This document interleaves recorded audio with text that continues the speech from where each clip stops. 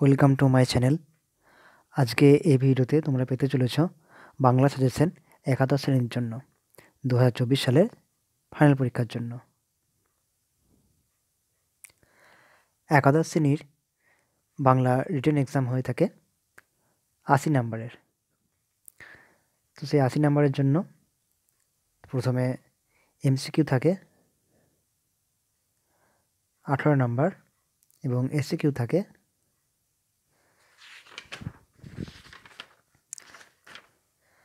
12 number. Total 30 number short প্রশ্ন থাকে এবং বাকি 50 নাম্বার থাকে বড় প্রশ্ন। সেখানে সবই 5 নাম্বারের রয়েছে। সেখানে কী কী রয়েছে, যে প্রথমে গল্প, কবিতা, তারপর প্রবন্ধ, আন্তর্জাতিক গল্প এবং তার পরবর্তীতে আস্তে আস্তে বাংলা সাহিত্যের ইতিহাস। এখানে কোনো বড় যে প্রবন্ধ বা রচনা সেরকম কিছু নেই। তো সেই 5 নাম্বারের প্রশ্নের জন্যই আমি সাজেশনটা নিয়ে এসেছি।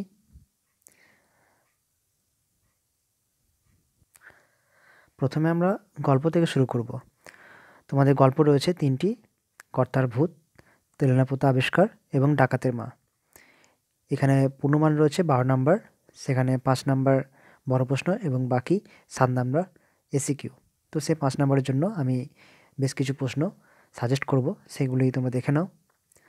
তার আগে 2023-এ যে দুটি প্রশ্ন এসেছিল, প্রথম প্রশ্ন এসেছিল সেইখানেই তো ভূত কার উক্তি, সেখানে ভূত বলতে কি বোঝানো হয়েছে। এটা কর্তার ভূত থেকে প্রশ্নটা এসেছিল। এবং দ্বিতীয় প্রশ্ন এসেছিল এতক্ষণে বোঝে সৌখী ব্যাপারটা, কোন ব্যাপারটার কথা বলা হয়েছে, সে কীভাবে এই ব্যাপারটা বুঝতে পেরেছিল তার নিজের ভাষায় লেখো। এটা ডাকাতের মা থেকে এসেছিল। তো প্রথমে আমরা কর্তার ভূত রবীন্দ্রনাথ ঠাকুর, সেখান থেকে আমি যে প্রশ্নগুলো সাজেস্ট করেছি সেগুলো হলো, প্রথম প্রশ্ন হলো কর্তার ভূত কি নিছক ভূতের গল্প নাকি রাজনৈতিক রূপক কাহিনী, ব্যাখ্যা সহ লেখো। তো কর্তার ভূত থেকে যেহেতু আগের বছর একটা প্রশ্ন এসেছিল কিন্তু তোমাদের সিলেবাসের মধ্যে রয়েছে, তাই এখানে তোমাদের পড়তে হবে। এবং আমি এই 3টে প্রশ্ন দিয়েছি কর্তার ভূত থেকে, আশা করছি এর মধ্যে তোমরা কমন পাবেই পাবে। তো এই প্রশ্নটা অথবা দিয়ে এভাবে থাকতে পারে যে কর্তার ভূত কি নিছক ভূতের গল্প নাকি একটি সামাজিক বক্তব্য সম্বলিত রূপক কাহিনী, ব্যাখ্যা সহ লেখো। দ্বিতীয় প্রশ্ন, ওরে অবোধ আমার ধরাও নেই ছড়াও নেই, তোরা ছাড়লি আমার ছাড়া। এখানে কে কাদের অবোধ বলেছেন, উক্তিটির তাৎপর্য আলোচনা করো। অথবা প্রশ্নটা এভাবে থাকতে পারে, ওরে অবোধ আমার ধরাও নেই ছাড়াও নেই, তোরা ছাড়লি আমার ছাড়া। অবোধ কারা, তাদের ওপর ধরাছড়া নির্ভর করছে, কিভাবে বুঝিয়ে দাও। আমি প্রশ্নগুলো রিপিট করব না, তোমরা ধৈর্য ধরে সমস্ত ভিডিও দেখতে থাকো, স্কিপ করলে বুঝতে পারবে না। কর্তার ভূত থেকে তৃতীয় প্রশ্ন আমি সাজেস্ট করেছি, সেটি হলো কেননা ভবিষ্যৎকে মারলেই তার জন্যে যত ভাবনা, ভূতকে মারলে কোনো ভাবনাই নেই। কোন প্রসঙ্গে এই কথাটি বলা হয়েছে, ভূতকে মারলে ভাবনা নেই কেন, উদ্ধৃতিটির অন্তর্নিহিত তাৎপর্য ব্যাখ্যা করো। এই গেল কর্তার ভূত। পরবর্তী তেলেনাপোতা আবিষ্কার। তো এই গত বছর তেলেনাপোতা আবিষ্কার থেকে কোনো প্রশ্ন আসেনি, তাই আমি এখান থেকে বেশ কিছু প্রশ্ন সাজেস্ট করেছি। তো প্রথম প্রশ্নটি হলো, মনে হবে তেলেনাপোতা বলে কোথাও কিছু সত্যি নেই, এ কথা কার মনে হবে, এ মনে হওয়ার কারণ কি। এই প্রশ্নটা আমার কাছে খুবই ইম্পর্টেন্ট, খুবই গুরুত্বপূর্ণ। দ্বিতীয় প্রশ্ন, কে নিরঞ্জন এলি, নিরঞ্জন কে, কোন পরিস্থিতিতে গল্পকথক নিরঞ্জনের ভূমিকায় অবতীর্ণ হয়েছিলেন। পরবর্তী প্রশ্ন, ছোট গল্প হিসাবে তেলেনাপোতা আবিষ্কার রচনাটি কতখানি সার্থক তা পর্যালোচনা করো। চতুর্থ প্রশ্ন, তেলেনাপোতা যাওয়াকে লেখক আবিষ্কার বলেছেন কেন। এই প্রশ্নটি আমার কাছে খুবই গুরুত্বপূর্ণ, যেহেতু তেলেনাপোতা আবিষ্কার থেকে গত বছর প্রশ্ন আসেনি, তাই মনে হয় আমি এখান থেকে এই প্রশ্নগুলো আসতে পারে এর মধ্যে। পঞ্চম প্রশ্ন, তেলেনাপোতা আবিষ্কার গল্পের যামিনী মায়ের চরিত্র সংক্ষেপে আলোচনা করো, পর্যালোচনা করো। তো এটি প্রশ্নটা আমার কাছে খুবই গুরুত্বপূর্ণ।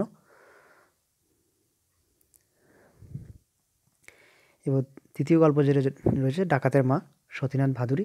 তো গত বছর এখান থেকে যে প্রশ্নটি এসেছিলো সেটি ছিল যে এতক্ষণে বোঝে সৌখী ব্যাপারটা, কোন ব্যাপারটার কথা বলা হয়েছে, সে কীভাবে এই ব্যাপারটা বুঝতে পেরেছিল তা নিজের ভাষায় লেখো। তো সেই প্রশ্নটা স্কিপ করে আমরা বাকি যে প্রশ্নগুলো করব। প্রথম প্রশ্ন হলো, ছেলের নামে কলঙ্ক এনেছে সে। কে ছেলের নামে কলঙ্ক এনেছে? কলঙ্ক শব্দটি ব্যবহারের কারণ কী? দ্বিতীয় প্রশ্ন, ডাকাতের মা ছোট গল্প অবলম্বনে সৌখীর মায়ের চরিত্র বিশ্লেষণ করো। আমরা জানি যে এখানে তোমরা যে দুটো প্রশ্ন থাকবে, একটি লিখতে হবে তোমাদেরকে। তো সেখানে তোমার 3টি গল্প রয়েছে তোমাদের। তো সেখান থেকে যেহেতু গত বছর তেলেনাপোতা আবিষ্কার থেকে কোনো প্রশ্ন আসেনি, তো সেখান থেকে একটি প্রশ্ন আসছে। বাকি একটি প্রশ্ন সেটা ডাকাতের মা থেকে আসতে পারে বা কর্তাভূত থেকে আসতে পারে, তাই তোমাদের সবগুলো করতে হবে। চতুর্থ প্রশ্ন হলো যে 3 নম্বর, ডাকাতের মা গল্পের নামকরণের সার্থকতা বিচার করো। 4 নম্বর প্রশ্ন, ডাকাতের মা ছোট গল্পটির শিল্প সার্থকতা আলোচনা করো। এই গেল যে প্রথম গল্পের মধ্যে।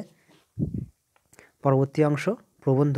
সেখানে 2টি প্রবন্ধ রয়েছে তোমাদের, সুয়েজখালে হাঙর শিকার আর গ্যালিলিও। এখানে পূর্ণমান রয়েছে 10, অর্থাৎ এখানে 5 নাম্বার বড় থাকবে, অর্থাৎ বড় প্রশ্ন ডেসক্রিপটিভ টাইপ, আর 5 নাম্বার এমসিকিউ এসিকিউ মিলিয়ে থাকবে। তো সেই 5 নম্বরের জন্য প্রথমে গত বছরে যে দুটো প্রশ্ন এসেছিলো আমরা আবার দেখে নিই। সংক্ষেপে হাঙর শিকার এর বর্ণনা লিপিবদ্ধ করো। যেহেতু তোমাদের 2টি প্রবন্ধ রয়েছে, তাই 2টি থেকে একটি করে প্রশ্ন থাকবে। এবং দ্বিতীয় প্রশ্ন হলো, শিক্ষিত জনসাধারণের কাছে প্রচারের জন্য গ্যালিলিও ধরলেন এক নতুন পন্থা। গ্যালিলিওর নতুন পন্থাটি কী? তার জীবনের শেষ অবস্থা বর্ণনা দাও। তো এই 2টি প্রশ্ন আমরা স্কিপ করে বাকি যে প্রশ্নগুলো করব। প্রথমে সুয়েজখালে হাঙর শিকার, স্বামী বিবেকানন্দের। এখান থেকে প্রথম প্রশ্ন আমি সাজেস্ট করেছি, সেটি হলো, জাহাজের পেছনে পেছনে বড় বড় হাঙর ভেসে ভেসে বেড়াচ্ছে। লেখকের অনুসরণে হাঙরের সেই ভেসে ভেসে বেড়ানোর দৃশ্য নিজের ভাষায় বর্ণনা করো। অথবা মনটা একটু ক্ষুণ্ণ হলো কেন এবং কার মন ক্ষুণ্ণ হয়েছিল, কোন দৃশ্য তার মনের পরিবর্তন ঘটিয়েছিল। দ্বিতীয় প্রশ্ন, যা টোপ খুলে গেল, হাঙর পালালো। টোপ খুলে হাঙর কীভাবে পালিয়েছিল তার রচনা অবলম্বনে লেখো। তৃতীয় প্রশ্ন, তারাই আবহমানকাল নীরবে কাজ করে যাচ্ছে। লেখকের বক্তব্য অনুসরণ করে বুঝিয়ে দাও। অথবা প্রশ্নটা এভাবে থাকতে পারে, হে ভারতের শ্রমজীবী সম্পর্কে স্বামী বিবেকানন্দের ধারণা সুয়েজ খালে হাঙর শিকার রচনা অবলম্বনে লেখো। অথবা প্রশ্নটা এভাবে থাকতে পারে, তোমাদের প্রণাম করি। বক্তা কাদের প্রণাম করেছেন, তাদের প্রতি বক্তার আন্তরিক শ্রদ্ধার পরিচয় দাও। এবার গ্যালিলিও থেকে আমরা যে প্রশ্নগুলো করব। প্রথম প্রশ্ন হলো, সংক্ষেপে গ্যালিলিওর ছাত্রজীবনের বর্ণনা দাও। দ্বিতীয় প্রশ্ন, ক্যাথলিক খ্রিস্টান যাজকদের সঙ্গে গ্যালিলিওর সংঘাতের বর্ণনা দাও। আমার কাছে এই প্রশ্নটি খুবই গুরুত্বপূর্ণ, যে দ্বিতীয় প্রশ্নটি রয়েছে, এই প্রশ্নটি খুবই গুরুত্বপূর্ণ। তো এটা 3 নাম্বার, তারপর এটা একটা লেখা হয়ে গেছে। তো 3 নাম্বার প্রশ্ন, নিজের দূরবীন নিয়ে গ্যালিলিও অনেক নতুন আবিষ্কার করলেন। দূরবীনের সাহায্যে গ্যালিলিও কী কী আবিষ্কার করলেন? সনাতনীরা তার বিরোধিতা করেছিলেন কেন? অথবা প্রশ্নটা এভাবে থাকতে পারে, নিজের দূরবীন নিয়ে গ্যালিলিও অনেক নতুন আবিষ্কার করলেন। গ্যালিলিও কী কী আবিষ্কার করলেন? এইসব আবিষ্কার সনাতনপন্থীদের মধ্যে কী প্রভাব ফেললো? তো এই প্রশ্নটি আমার কাছে খুবই ইম্পর্টেন্স, এই প্রশ্নটি তোমাদের আসতে পারে এবছর। তো গ্যালিলিও থেকে মোট 3টি প্রশ্ন আমি দিয়েছি, এবং সুয়েজখালে হাঙর শিকার সেখান থেকেও 3টি প্রশ্ন দিয়েছি। এই 6টি প্রশ্ন করলে তোমরা 100% যে 2টি থাকবে 2টিই পেয়ে যাবে অপশান, যে 2টি থাকবে 2টি পেয়ে যাবে, তার মধ্যে যে কোনো একটি নিজে খুশি মতো লিখতে পারবে। পরবর্তী অংশ আমরা চলে যাব কবিতাতে। তো কবিতাতে এখানে মোট 4টি কবিতা রয়েছে। 4টি কবিতার মধ্যে এখানে তোমরা ফলো করবে যে প্রথমটি রয়েছে নীলধ্বজের প্রতি জনা, তারপর বাড়ির কাছে আশিনগর, তারপর দীপান্তরে বন্দিনী, তারপর নুন। তো এখানে পূর্ণমান রয়েছে 18 নম্বর। 18 নম্বরের মধ্যে এখানে 10 নম্বর রয়েছে তোমাদের ডেসক্রিপটিভ টাইপ প্রশ্ন, অর্থাৎ 2টি 5 নম্বরের লিখতে হবে, 2টি লিখতে হবে। বাকি যে 8 নম্বর সেগুলি থাকবে এমসিকিউ এবং এসকিউ মিলিয়ে। তো যেহেতু এখানে 2টি তোমাদের 5 নম্বরের করতে হচ্ছে, তাই তোমাদের পরীক্ষার সময় 4টি অপশান থাকবে, মানে 4টি প্রশ্ন থাকবে, 4টি, তার মধ্যে 2টি করতে হবে। তো 4টি বলতে এখানে 4টি কবিতা রয়েছে, তো প্রত্যেক কবিতা থেকে 1টি করে প্রশ্ন থাকবে। তো গত বছর 2023-এ যে 4টি প্রশ্ন এসেছিলো আমরা একবার চোখ বুলিনি। আমি একদিনও না দেখিলাম তারে, কার দেখা একদিনও পাওয়া গেল না, সে কোথায় বাস করে, না দেখার কারণ ব্যাখ্যা করো। দ্বিতীয় প্রশ্ন, দীপান্তরের মন্দিনী কবিতায় বিদ্রোহী কবির দেশপ্রেম ও বিদ্রোহী সত্তার বহিঃপ্রকাশ কীভাবে ঘটেছে নিজের ভাষায় লেখো। তৃতীয় প্রশ্ন, আমরা তো সামান্য লোক, কে কোন প্রসঙ্গে এ কথা বলেছেন, সামান্য লোক শব্দের তাৎপর্য ব্যাখ্যা করো। কিন্তু বৃথা এ গঞ্জনা, বক্তাকে, তিনি কাকে গঞ্জনা দিতে চেয়েছেন, কেন তার মনে হয়েছে এই গঞ্জনা বৃথা। তো এই 4টি প্রশ্ন রয়েছে 4টি কবিতা থেকে। তো এই 4টি প্রশ্ন আমরা স্কিপ করে বাকি যে প্রশ্নগুলো আমরা করব সেগুলি হলো, প্রথম কবিতা নীলধ্বজের প্রতি জনা, মাইকেল মধুসূদন দত্তের লেখা। তো এই কবিতা থেকে প্রথম আমি প্রশ্নটা যেটা সাজেস্ট করেছি সেটি হলো, মহারথী প্রথা কী হে এই মহারথী, মহারথীর প্রথা কী, কে কীভাবে এই প্রথার উল্লেখ করেছিল তা বর্ণনা দাও। তো এটি হলো প্রথম প্রশ্ন, নীলধ্বজের প্রতি জনা থেকে আমার প্রশ্ন সাজেস্ট করার। দ্বিতীয় প্রশ্ন হলো, নীলধ্বজের প্রতি জনা কবিতায় জনা ও অর্জুনের কাপুরুষতার কী কী দৃষ্টান্ত তুলে ধরেছেন, অথবা প্রশ্নটি এভাবে থাকতে পারে, নীলধ্বজের প্রতি জনা কবিতায় পত্রকবিতায় অর্জুনের বিরুদ্ধে জনার অভিযোগগুলি লিপিবদ্ধ করো। তৃতীয় প্রশ্ন, নীলধ্বজের প্রতি জনা কবিতায় জনা ক্রুদ্ধ অভিমানী স্বর কীভাবে ধরা পড়েছে। তো এই কবিতা থেকে নীলধ্বজের প্রতি জনা থেকে এই 3টি প্রশ্ন আমি সাজেস্ট করেছি, আশা করছি এর মধ্যে তোমরা কমন পেয়ে যাবে। এবার দ্বিতীয় কবিতা বাড়ির কাছে আরশিনগর, এটা লিখেছেন লালন ফকির, এটা একটি বাউল সঙ্গীত। প্রথম প্রশ্নটি হলো, বলবো কি সেই পরশীর কথা, পরশীকে, উক্তিটি আলোকে পরশীর স্বরূপ সম্পর্কে আলোচনা করো। এই প্রশ্নটি আমার কাছে খুবই গুরুত্বপূর্ণ। বাড়ির কাছে আরশিনগরের প্রথম প্রশ্ন, আমি এটাই সাজেস্ট করেছি। দ্বিতীয় প্রশ্ন, আমি বাঞ্ছা করি দেখব তারই, বক্তা কাকে দেখতে চান, কীভাবে তার দর্শন পাওয়া যাবে। এটা তৃতীয় প্রশ্ন, তবু লক্ষ যোজন ফাঁকরে, কার সঙ্গে এই ব্যবধান একত্র থেকেও এই ব্যবধানের তাৎপর্য কী, অথবা প্রশ্নটা এভাবে থাকতে পারে, তবু লক্ষ যোজন ফাঁকরে, কাদের মধ্যে লক্ষ যোজন ফাঁক, একত্র থেকেও এই দূরত্বের কারণ কী। এটা 4 নম্বর হবে। চতুর্থ প্রশ্ন, আমার যমযাতনা যেত দূরে, যমযাতনা কী, বক্তার যমযাতনা কীভাবে দূরে যাবে, অথবা প্রশ্নটি এভাবে থাকতে পারে, যমযাতনা কী, তা কীভাবে দূর হবে, কবিতা অবলম্বনে লেখো। পরবর্তী কবিতা দীপান্তরের বন্দিনী, লিখেছেন কাজী নজরুল ইসলাম। এই কবিতা থেকে প্রথম যে প্রশ্নটি আমি সাজেস্ট করেছি সেটি হলো, এটি 1 নম্বর হবে, জীবন চুয়ানো সেই ঘানি হতে রূপকটির ব্যাখ্যা দাও, অথবা প্রশ্নটি এভাবে থাকতে পারে, জীবন চুয়ানো সেই ঘানি হতে আরতির তেল এনেছো কি, রূপকটির অর্থ বুঝিয়ে দাও। দ্বিতীয় প্রশ্ন, এটা 2 নম্বর হবে, দীপান্তরের বন্দিনীকে মুক্ত করার জন্য কবির যে আকুলতা প্রকাশিত হয়েছে তা কবিতা অবলম্বনে লেখো। তো এই দীপান্তরের বন্দিনী এই কবিতা থেকে আমি 2টি প্রশ্ন সাজেস্ট করেছি। পরবর্তী কবিতা নুন, লিখেছেন জয় গোস্বামী, আমাদের এখন আধুনিক একজন কবি।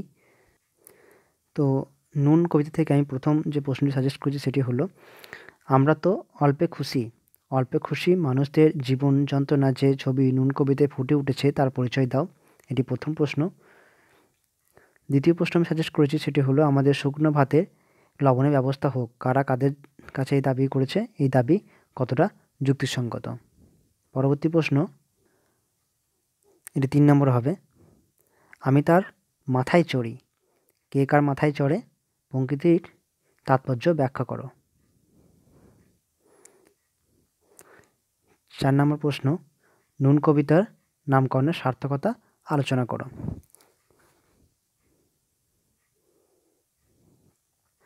তো কবিতা থেকে মোট 4টি প্রশ্ন তোমাদের থাকবে, তার মধ্যে 2টি লিখতে হবে। তো তার জন্য আমি যে প্রশ্নগুলো সাজেস্ট করলাম সেগুলো স্কিপ না করে দেখে নাও। আমি আরেকবার রিপিট করছি, আমি আর কবিতার নাম উল্লেখ করছি না, একদম পরপর বলে যাচ্ছি। মহারথীর প্রথা কী হে এই মহারথী, মহারথী প্রথা কী, কে কীভাবে এই প্রথার উল্লেখ করেছিল তা বর্ণনা দাও। এটি হচ্ছে যে নীলধ্বজের প্রতি জনা, সেই কবিতা থেকে। পরবর্তী, বলবো কি সেই পরশীর কথা, পরশী কে, উক্তিটির আলোকে পরশীর স্বরূপ সম্পর্কে আলোচনা করো। এটি বাড়িকা চাষিনগর কবিতা থেকে। আমরা তো অল্পে খুশি, মানুষদের জীবন যন্ত্রণার যে ছবি নুন কবিতায় ফুটে উঠেছে তা পরিচয় দাও। এটি নুন কবিতা থেকে। আমাদের শুকনো ভাতের লবণের ব্যবস্থা হোক, কারা কাদের কাছে এই দাবি করেছে, এই দাবি কতটা যুক্তিসঙ্গত, এটি নুন কবিতা থেকে। পরবর্তী প্রশ্ন, নীলধ্বজের প্রতি জনা কবিতায় জনা অর্জুনের কাপুরুষতা কী কী দৃষ্টান্ত তুলে ধরেছেন, অথবা প্রশ্নটা এভাবে থাকতে পারে, নীলধ্বজের প্রতি জনা কবিতায় অর্জুনের বিরুদ্ধে জনার অভিযোগগুলি লিপিবদ্ধ করো। 6 নম্বর প্রশ্ন, নীলধ্বজের প্রতি জনা কবিতায় জনার ক্ষুব্ধ অভিমানী স্বর কীভাবে ধরা পড়েছে। 7 নম্বর প্রশ্ন, আমি বাঞ্ছা করি দেখব তারই, বক্তা কাকে দেখতে চান, কীভাবে তার দর্শন পাওয়া যাবে। 8 নম্বর প্রশ্ন, আমি টোটাল নাম্বার বলছি, ঠিক আছে প্রশ্নের। তবু লক্ষ্য যোজন ফাঁকরে কার সঙ্গে এই ব্যবধান, একত্র থেকেও এই ব্যবধানের তাৎপর্য কী, অথবা তবু লক্ষ্য যোজন ফাঁকরে কাদের মধ্যে লক্ষ্য যোজন ফাঁক, একত্র থেকেও এই দূরত্বের কারণ কী। 9 নম্বর, আমার যমযাতনা যেত দূরে, যমযাতনা কী, বক্তার যমযাতনা কীভাবে দূরে যাবে, অথবা যমযাতনা কী কীভাবে দূর হবে, কবিতা অবলম্বনে লেখো। বাড়িকা চাষিনগর থেকে।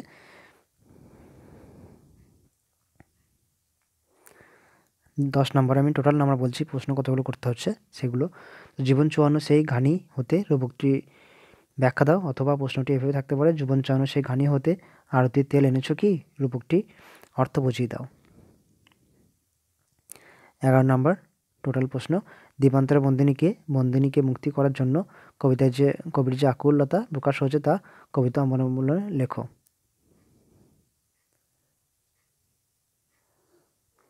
12 নম্বর প্রশ্ন, আমি তার মাথায় চড়ি, কে কার মাথায় চড়ে, পংক্তিটির তাৎপর্য ব্যাখ্যা করো। 13 নম্বর প্রশ্ন, নুন কবিতার নামকরণের সার্থকতা আলোচনা করো। তো এই মোট 13টি প্রশ্ন আমি সাজেস্ট করেছি কবিতা থেকে। সেখান থেকে তোমরা 100% 4টি প্রশ্ন কমন পাবে। তোমাদের যদি 100% কমন নিতে হয় তোমাদের 13টি প্রশ্নই করতে হবে, এবং সেখান থেকে যে কোনো খুশি মতো তোমরা 2টি লিখতে পারবে। এবার চলে যাব আমরা আন্তর্জাতিক গল্প। প্রথমে রয়েছে বিশাল ডানাওয়ালা এক থুতরে বুড়ো, তারপর ভারতীয় কবিতা, শিক্ষার সার্কাস। এখান থেকে মোট নাম্বার রয়েছে 7, অর্থাৎ 5 নাম্বার রয়েছে বড় প্রশ্ন, বাকি 2 নাম্বার এমসিকিউ আর এসিকিউ মিলিয়ে। তো সেই 5 নাম্বারের জন্য আমি বেশ কিছু প্রশ্ন সাজেস্ট করব। তার আগে 2023-এ যে 2টি প্রশ্ন এসেছিল, শিক্ষা সার্কাস থেকে এসেছিল, বর্তমান জীবনে প্রকৃত শিক্ষার দৈন্য কীভাবে শিক্ষা সার্কাস কবিতায় প্রকাশিত হয়েছে তা লেখো। এবং যে বিশাল ডানাওয়ালা এক থুতরে বুড়ো, সেই গল্প থেকে এসেছে, এলিসেন্দা একটা স্বস্তির নিঃশ্বাস ফেললে। এলিসেন্দা কী দেখেছিল, এলিসেন্দা কেন স্বস্তির নিঃশ্বাস ফেলেছিল, সে কেমনভাবে উড়ে যাচ্ছিল, এলিসেন্দা কেন তাকিয়ে তাকে দেখতে থাকে।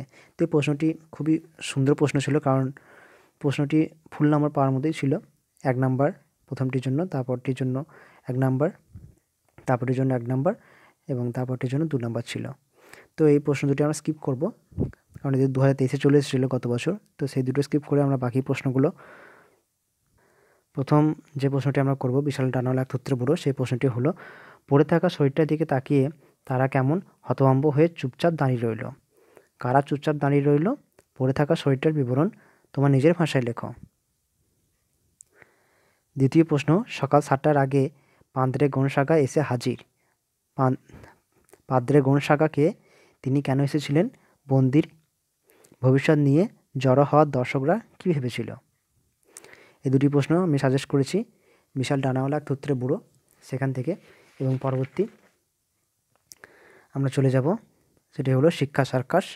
আয়াপ্পা পানিকর লিখেছেন এবং অনুবাদ করেছেন উৎপল কুমার বসু। তো সেখান থেকে প্রথম প্রশ্ন সেটি হলো, যদি সব শ্রেণী শেষ হয়ে যায় আমি তবু পরের শ্রেণীতে যাব।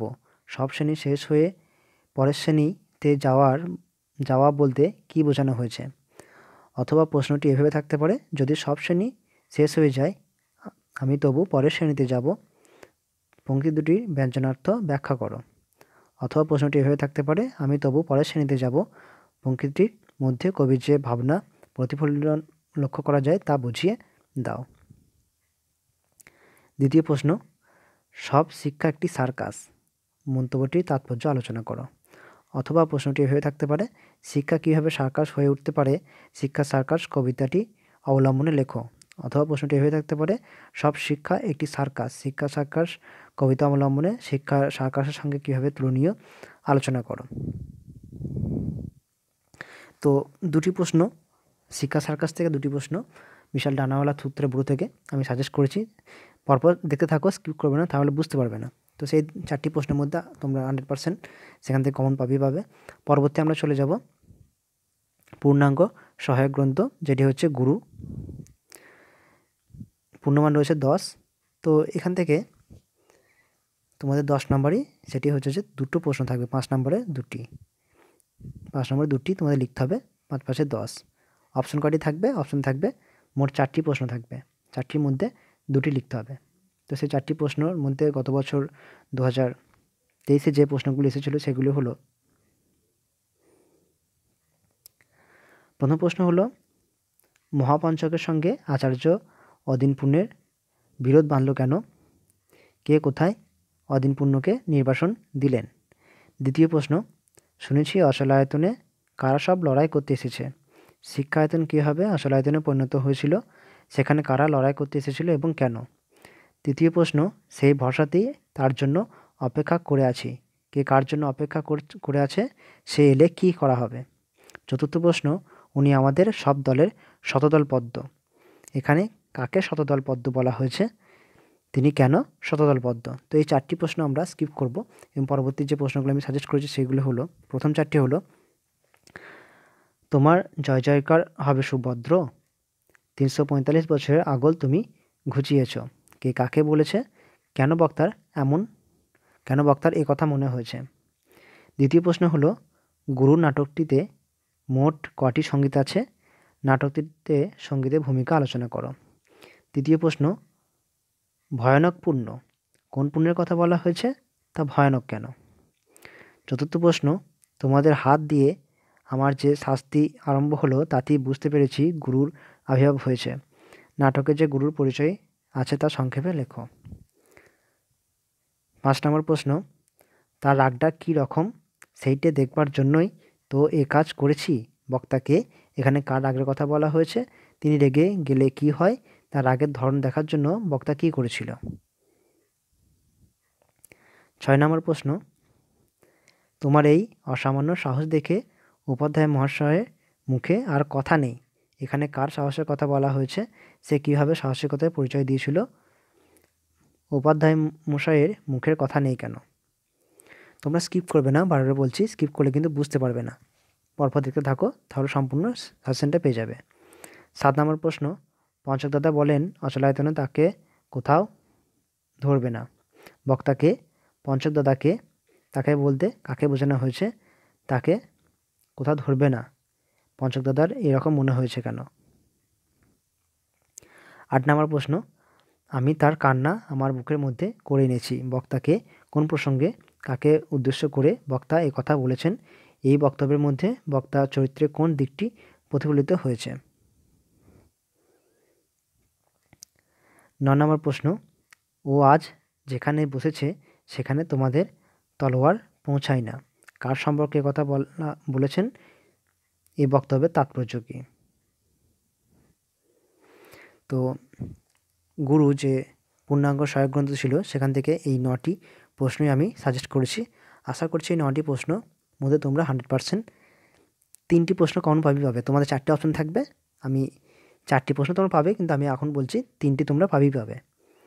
স্কিপ করবে না, স্কিপ করলে কিন্তু বুঝতে পারবে না। দরকার হলে স্ক্রিনশট নিয়ে নাও এবং ভালো লাগলে অবশ্যই একটা লাইক দিয়ে দিও আর তোমাদের বন্ধুদের মধ্যে এটা শেয়ার করে দাও। পরবর্তী অংশ বাঙালির শিল্প, সাহিত্য ও সংস্কৃতি। এখানে মোট নাম্বার রয়েছে 13। 13-র মধ্যে কী রয়েছে? 10 নাম্বার ডেসক্রিপটিভ থাকবে আর 3 নাম্বার এসিকিউ এবং এমসিকিউ। তো সেই 10 নাম্বার থেকে কি থাকবে? 5 নাম্বারে 2টি থাকবে, তোমাদের 2টি করতে হবে, কিন্তু প্রশ্ন থাকবে সেখানে 4টি প্রশ্ন থাকবে। এমন 5টি পার্ট রয়েছে, 5টি পার্টের মধ্যে প্রত্যেক পার্ট থেকে একটি করে হলে একটি পার্ট বাদ পড়ে যাচ্ছে, তো সেখান থেকে মোট 4টি থাকবে, তোমার 2টি করতে হবে। তো গত বছর 2023-এ যে 4টি প্রশ্ন এসেছিলো সেই 4টি প্রশ্ন হলো, প্রথম প্রশ্নই হলো চণ্ডীমঙ্গলের শ্রেষ্ঠ কবিকে তার কাব্য প্রতিভার আলোচনা করো। দ্বিতীয় প্রশ্ন বাংলা গদ্যের বিকাশে ঈশ্বরচন্দ্র বিদ্যাসাগরের অবদান সম্পর্কে আলোচনা করো। তৃতীয় প্রশ্ন মাইকেল মধুসূদন দত্তের 2টি নাটকের নাম লেখো, নাট্যকার হিসাবে তার কৃতিত্ব আলোচনা করো। চতুর্থ প্রশ্ন প্রবাদ ও প্রবচন বলতে কী বোঝো? কয়েকটি প্রবাদের উদাহরণ বাক্যসহ লেখো। তো এই 4টি প্রশ্ন স্কিপ করে আমি প্রথম যে 4টি প্রশ্ন সাজেস্ট করেছি সেই 4টি প্রশ্ন হলো চর্যাপদে পুঁথি কে আবিষ্কার করেন? সন্ধ্যা ভাষা বলতে কী বোঝো? চর্যাপদে তৎকালীন সমাজ জীবনের যে প্রতিফলন দেখা যায় সংক্ষেপে লেখো। দ্বিতীয় প্রশ্ন বড়ুচণ্ডীদাসের শ্রীকৃষ্ণ কীর্তন কাব্যের কয়েকটি খণ্ড উল্লেখ করে কাব্য সম্পর্কে সংক্ষিপ্ত আলোচনা করো। তৃতীয় প্রশ্ন শ্রী চৈতন্যদেব কত খ্রিস্টাব্দে কোথায় জন্মগ্রহণ করেন? বাংলা সাহিত্যে চৈতন্যদেবের প্রভাব আলোচনা করো। 4 নম্বর প্রশ্ন গীতিকবিতা কাকে বলে? এই ধারায় বিহারীলাল চক্রবর্তীর অবদান আলোচনা করো। 5 নম্বর প্রশ্ন লোককথা কাকে বলে? লোককথার যে কোনো 2টি শাখার সংক্ষিপ্ত পরিচয় দাও। আমি বারবার বলবো, তোমরা স্কিপ করবে না, স্কিপ করলে কিন্তু বুঝতে পারবে না।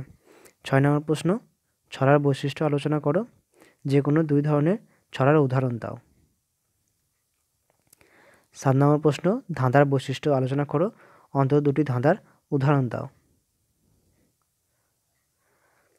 এই গেল এই 7টি প্রশ্ন করলে আমি আশা করছি তোমরা 2টি কমন পাবে। যে 4টি থাকবে তার মধ্যে 2টি করতে হবে, তো সেখান থেকে 2টি তোমরা কমন পাবে। আর ভালো করে চোখ বুলি নাও, দরকার হলে স্ক্রিনশট নিয়ে নিতে পারো। পরবর্তী অংশ যে ভাষা রয়েছে যে পার্টটি, সেই পার্টে চলে যাব। এই পার্টে মোট পূর্ণমান রয়েছে 10। 10-এর মধ্যে কী রয়েছে? এখানে তোমাদের ডেসক্রিপটিভ টাইপ প্রশ্ন একটি রয়েছে 5 নম্বর, বাকি 5 নম্বর যেটা থাকবে সেটি হলো এমসিকিউ আর এসিকিউ মিলিয়ে। তো সেই 5 নম্বরের জন্য তোমাদের প্রশ্ন অপশন থাকবে 3টি থাকবে, লিখতে হবে তার মধ্যে একটি। এখানে তোমাদের 4টি পার্ট রয়েছে অধ্যায়, 4টির মধ্যে 3টি প্রশ্ন থাকে এবং একটি করতে হয়।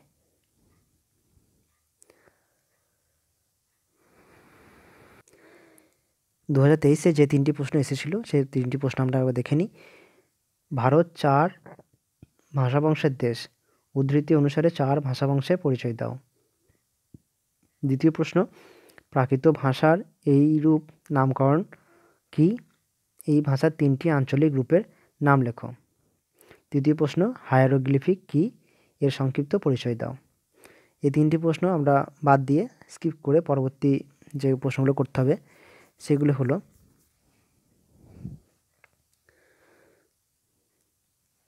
প্রথম প্রশ্ন হলো মিশ্র ভাষা কাকে বলে? এই ভাষার 4টি বৈশিষ্ট্য উল্লেখ করো। দ্বিতীয় প্রশ্ন উপভাষা কাকে বলে? বাংলা উপভাষা কয় প্রকার ও কী কী? যে কোনো এক প্রকার উপভাষার আঞ্চলিক বৈশিষ্ট্য লেখো। তৃতীয় প্রশ্ন কিউনিফর্ম বা কিলক লিপির নামকরণ কে করেছিলেন? এই লিপির সবচেয়ে প্রাচীন নমুনাটি কোথায় পাওয়া গেছে? এই লিপির সংক্ষিপ্ত পরিচয় দাও। এই প্রশ্নটি আমার কাছে খুবই ইম্পর্টেন্ট। চতুর্থ প্রশ্ন মধ্য ভারতীয় আর্য ভাষার সময়কাল উল্লেখ করে এ পর্বটির সংক্ষিপ্ত পরিচয় দাও। 5 নম্বর প্রশ্ন ভাষার রূপতত্ত্ব বা আকৃতি অনুযায়ী শ্রেণীবিভাগ করো, পদ্ধতিগত সুবিধা কী? এই পদ্ধতি সম্পর্কে সংক্ষেপে আলোচনা করো। অথবা প্রশ্নটি এভাবে থাকতে পারে, ভাষার রূপতত্ত্ব বা আকৃতি অনুযায়ী ভাষার শ্রেণীবিভাগ করে তাদের সম্পর্কে সংক্ষিপ্ত আলোচনা করো। 6 নম্বর প্রশ্ন, অবর্গীভূত ভাষা কাকে বলে?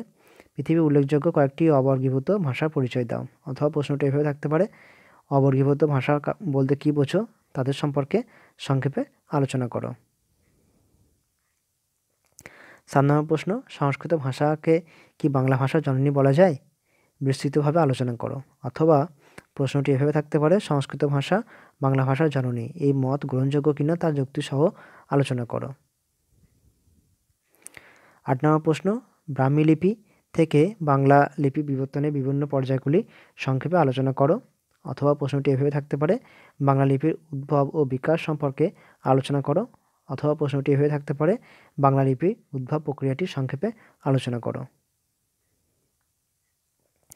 এই গেল তোমাদের সিলেবাস, সে যে সাজেশন সেটা। তো শেষ পার্ট থেকে আমি 8টি প্রশ্ন সাজেস্ট করেছি, তোমরা স্কিপ না করে একে একে দেখে নাও, দরকার হলে স্ক্রিনশট নিয়ে নিতে পারো। এবং ভালো লাগলে অবশ্যই লাইক দিয়ে দিও। আমি আশা করছি তোমাদের যে সাজেশনটা আমি রেখেছি তোমাদের জন্য, এখান থেকে তোমরা 100% প্রশ্নে কমন পাবে।